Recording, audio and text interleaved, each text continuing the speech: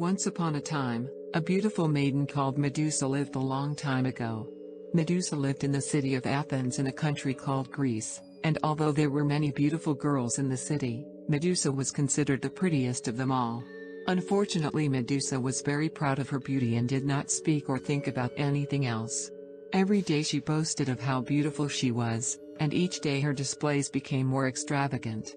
On Sunday, Medusa boasted with the miller that his skin was more beautiful than the newly fallen snow. On Monday she told the shoemaker that his hair shone more brightly than the sun. On Tuesday she told the blacksmith's son that her eyes were greener than the Aegean Sea. On Wednesday she bragged in front of everyone in the public gardens, saying that her lips were redder than the reddest rose. When she was not busy sharing her thoughts about her beauty with all those who passed by her, Medusa gazed enraptured at her reflection in the mirror. She admired herself on a hand mirror for an hour every morning while brushing her hair. She admired herself in her darkened window for an hour each night as she prepared to go to bed.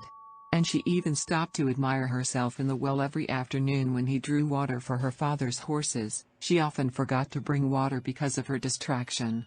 Again and again Medusa spoke of her beauty to anyone who stopped long enough to listen to her, until one day she first visited the Parthenon with her friends. The Parthenon was the largest temple in all the land to the goddess Athena. It was decorated with incredible sculptures and paintings. Everyone who entered was overwhelmed by the beauty of the place and could not do anything but think how grateful they were with Athena, the goddess of wisdom, to inspire them and take care of their city Athens. All, except for Medusa. When Medusa saw the sculptures, she whispered that she would have been a better model for the sculptor than Athena.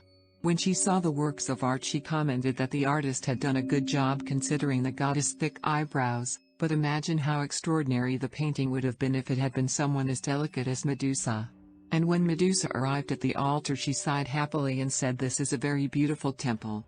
What a pity that they wasted it in Athena, because I'm so much more beautiful than her. Maybe one day a greater temple will be built in honor of my beauty." Medusa's friends paled. The priestesses who heard Medusa were speechless. The people in the temple began to whisper, and soon they began to leave, because everyone knew that Athena enjoyed watching the people of Athens and feared what would happen if the goddess had listened to the reckless comments of Medusa.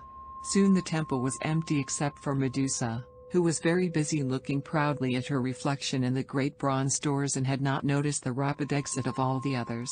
The image she was watching trembled, and suddenly, instead of seeing her own features, Medusa saw Athena reflected.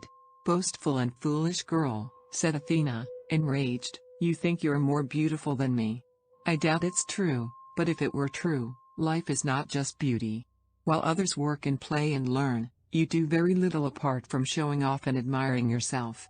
Medusa tried to point out that her beauty was an inspiration to those around her and that she improved their lives just by looking so pretty, but Athena silenced her with a sign of frustration.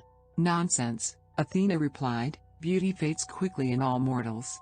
It does not comfort the sick, it does not teach those who do not know or feed the hungry. And by my powers, you will completely lose your love. Your destiny will serve to remind others that they should control their pride." And with those words Medusa's face changed and became that of a horrendous monster. Her hair twisted and thickened in the form of horrible serpents that whistled and fought each other over her head. "Medusa, this has happened thanks to your pride. Your face now is so terrible to observe that just seeing it will turn a man into stone," proclaimed the goddess, "and even you, Medusa, if you look at your reflection, you will become stone the instant you see your face." And so Athena sent Medusa with her snake hair to live with the blind monsters, the Gorgon sisters, at the ends of the earth, so that no one would turn to stone by looking at her accidentally.